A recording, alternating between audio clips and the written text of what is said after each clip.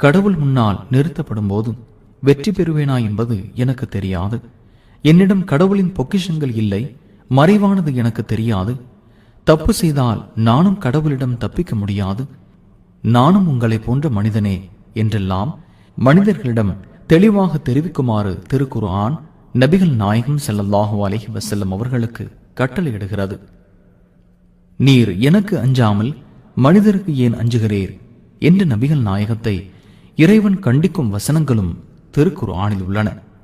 கண் தெரியாத ஒருவரை நபிகள் நாயகம் கடிந்து கொண்ட போது அது கண் தெரியாதவருக்கு தெரியாத நிலையிலும் அதை இறைவன் கண்டித்த வசனங்களும் குர்ஆனில் உள்ளன.